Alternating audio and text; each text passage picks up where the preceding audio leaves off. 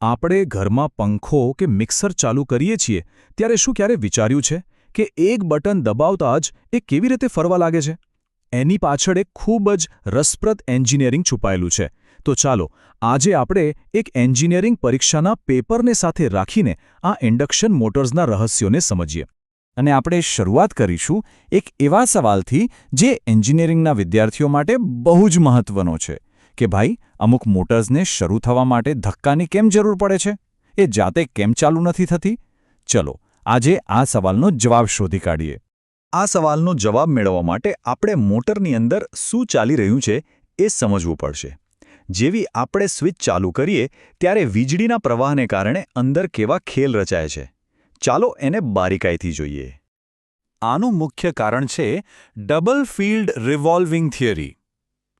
કલ્પના કરો કે બે સરખી તાકાતવાળા લોકો સામસામેથી એકબીજાને ધક્કો મારી રહ્યા છે. શું થશે? કોઈ ક્યાંય નહીં જાય, બરાબર? બસ આવું જ કંઈક સિંગલ ફેઝ મોટરમાં થાય છે. અહીં બે સરખા પણ વિરુદ્ધ દિશાના ચુંબકીય ક્ષેત્રો બને છે જે એકબીજાની અસરને ખતમ કરી દે છે. પરિણામે રોટર બિચારું પોતાની જગ્યાએ જ ઊભું રહે છે. પણ આપણે જાણીએ છીએ કે એન્જિનિયરોનું કામ જ સમસ્યાનું સમાધાન લાવવાનું છે.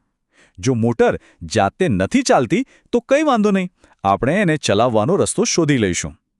ચાલો જોઈએ કે આ સમસ્યાને ઉકેલવા માટે એન્જિનિયરોએ કેવી કમાલની યુક્તિઓ શોધી કાઢી છે. અહીં બે મુખ્ય ઉપાયો છે. એક છે કેપેસિટર સ્ટાર્ટ મોટર, જે સમજો કે એક જોરદાર ધક્કો મારીને મોટરને સ્ટાર્ટ કરે છે, અને બીજી છે શેડેડ પોલ મોટર, જે એકદમ હળવેથી અને ધીમે રહીને શરૂઆત કરાવે છે. બંનેની રીત અલગ છે, પણ હેતુ એક જ છે: રોટરને ગતિમાં લાવવાનો. આ કેપેસિટર જ આખી ગેમનો હીરો છે. એ એક વધારાનું ચુંબકીય ક્ષેત્ર બનાવે છે જે મુખ્ય ક્ષેત્ર કરતાં થોડું પાછળ ચાલે છે. આનાથી પેલું સંતુલન તૂટી જાય છે અને રોટરને એક દિશામાં ફરવા માટે જરૂરી ધક્કો મળી જાય છે.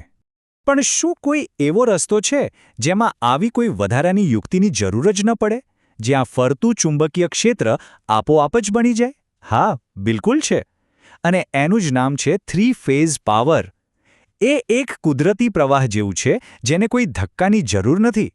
થ્રી ફેઝ પાવરનો અસલી જાદુ જ એ છે. કલ્પના કરો કે 3 ડાન્સર્સ એકસાથે એકદમ પરફેક્ટ સિંકમાં ડાન્સ કરી રહ્યા છે. બસ એ જ રીતે થ્રી ફેઝ પાવરના 3 તરંગો એકબીજા સાથે એવી રીતે ગોઠવાયેલા હોય છે કે એ કુદરતી રીતે જ એક શક્તિશાળી અને સ્મૂધ ફરતું ચુંબકીય ક્ષેત્ર બનાવી દે છે, કોઈ વધારાની મહેનત વગર. આ 4 સ્ટેપ્સમાં આખી વાર્તા સમાયેલી છે. પહેલા સપ્લાય આપો, જેનાથી એક જાદુઈ ફરતું ફિલ્ડ બને.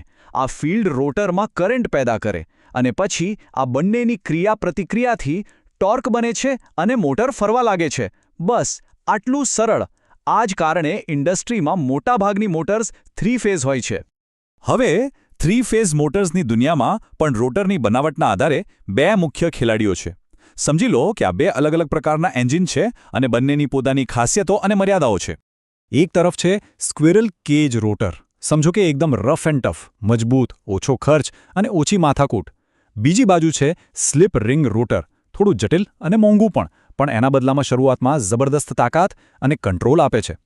પરીક્ષા માટે આ તફાવત ખાસ યાદ રાખવા જેવો છે. સારું, થિયરી તો આપણે બરાબર સમજી લીધી. પણ વાસ્તવિક જીવનમાં આ શક્તિશાળી મોટર્સને કઈ રીતે કંટ્રોલ કરવામાં આવે છે? એમને સુરક્ષિત રીતે ચલાવવા અને એમની કાર્યક્ષમતા માપવા માટે શું કરવું પડે છે? અહીં ખૂબ જ અગત્યનું સલામતીને લગતો સવાલ આવે છે. આપણે કોઈ મોટી મોટરને સીધી જ પ્લગમાં કેમ નથી લગાવી શકતા? જો એવું કરીએ તો શું થાય? કારણ કે મોટરને સીધી ચાલુ કરવી એ એક નાના મોટા ધડાકા જેવું છે. મોટર જ્યારે ચાલુ થાય છે ત્યારે એ સામાન્ય કરતાં 5 થી 8 ગણો વધારે કરંટ ખેંચે છે. સ્ટાર્ટર અહીં એક બોડીગાર્ડનું કામ કરે છે.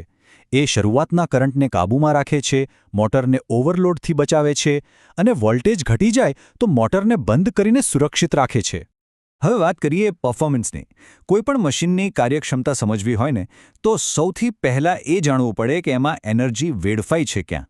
એ કાણાવાળી ડોલ ભરવા જેવું છે. પહેલાં એ શોધવું પડે કે પાણી ક્યાંથી લીક થઈ રહ્યું છે. અને આ એનર્જીના લીકેજને સમજવા માટે એક શબ્દ બહુ જ મહત્વનો છે: સ્લિપ.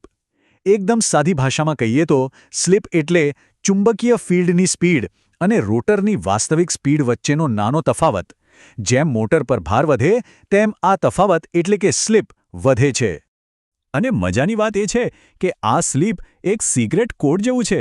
જો આપણને સ્લીપની કિંમત ખબર હોય તો આપણે મોટરમાં ગરમીના રૂપમાં વેડફાતી ઊર્જા એટલે કે રોટર કોપર લોસ સહેલાઈથી શોધી શકીએ છીએ. આ સમીકરણ એન્જિનિયરો માટે એક બહુ જ પાવરફુલ ટૂલ છે. ચાલો પરીક્ષાના પેપરમાંથી જ એક દાખલો લઈને સાથે મળીને ગણીએ. જુઓ, આપણી પાસે બધી કિંમતો છે. આપણે પહેલાં સ્લીપ શોધી કાઢી અને પછી એ સિક્રેટ ફોર્મ્યુલાનો ઉપયોગ કરીને આપણને તરત જ જવાબ મળી ગયો કે રોટરમાં બરાબર 1.24 કિલોવોટ પાવરનો વ્યય થઈ રહ્યો છે. છે ને એકદમ સરળ? તો આ આખી ચર્ચામાંથી આપણે મુખ્ય કયા મુદ્દાઓ યાદ રાખવાના છે? ચાલો ફટાફટ એક રિકેપ કરી લઈએ. બસ આ 4 વાક્યો આ ઇન્ડક્શન મોટરના હૃદય સમાન છે. જો આ 4 બાબતો સમજાઈ ગઈ તો સમજો કે તમે કોઈપણ ઇન્ડક્શન મોટરના મૂળભૂત સિદ્ધાંતને આરામથી સમજી શકો છો. અને અંતે એક સવાલ જે આપણને ભવિષ્ય તરફ વિચારવા મજબૂર કરે છે.